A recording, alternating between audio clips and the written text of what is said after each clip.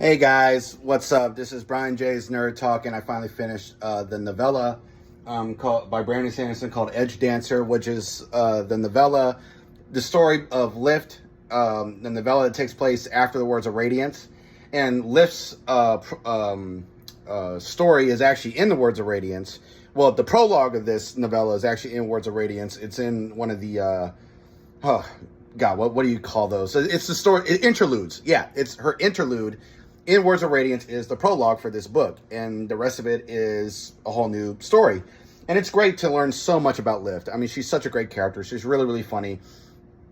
I think Brandon Sanderson's really great at writing female characters. He's better at writing female characters than a lot of female writers, like Sarah J. Maas. But not getting into that. I think Brandon's really great at writing female characters, and Lift is just such a wonderful, lovable character. She's very relatable. She's empathetic. She gets her. She's a Knight's Radiant, and she gains so much of her powers, which she calls her awesomeness, from just eating lots of food. Like, her ability to do the things she does is connected to how much food she can consume, and so she gets super, super hungry. So she needs to eat a lot of food, and her favorite food in the book is pancakes. And she eats pancakes like a lot. She eats like hundreds and hundreds of pancakes. And there's this villain named Darkness, who is, his actual name in the book is, let's see, I'm just going to remind myself here.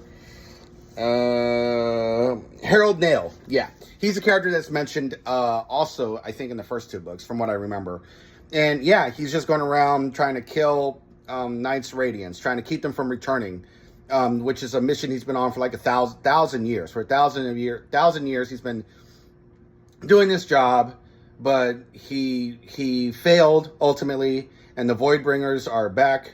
The Parshendi, the Apocalypse, the big Everstorm came, and the Parshendi are turning into the Voidbringers. So he failed in his mission ultimately.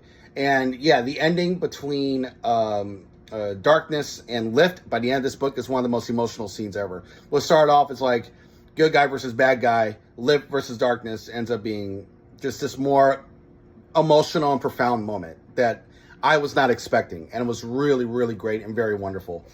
But I will say this: the story is pretty simple. I don't think it's as brilliant or as well written as The Emperor's Soul by Brandon Sanderson. I think that's probably the greatest novella I've ever read. Now, I still have way more fantasy novellas to read, obviously. But so far, Emperor's Soul is great. But I would say this is of the novellas that Brandon has written and the novellas that I've read, I definitely say Emperor's Soul is the best. And I would say this is a close second or third place. So, yeah, I give Emperor's Soul like a 10 out of 10. I give Edgedancer like a 9 out of 10.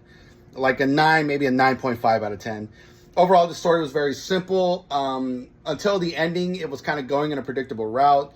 But I just felt like even with the Sanderlands towards the end, I didn't feel like, of the stories I've read by Brandon, I don't think this is the best that I've seen from Brandon Sanderson overall. But it's still a really, really great book, and it ends really well. And Lift is a great character. I mean, she's great. And Darkness, he ends up being not really a villain towards the end. I mean, he starts off that way, but he kind of finds redemption through his failure, which I feel like is a positive message. But yeah, great book, and I'm looking forward to reading Oathbringer sometime this summer. Sometime I'll get around to it. But I'm going to start getting back into reading Wheel of Time. But yeah, this is my review of Edgedancer by Brandon Sanderson. I give it a 9 out of 10, and I highly recommend it. This is Brian J's Nerd Talk, and I'll talk to y'all later. Peace.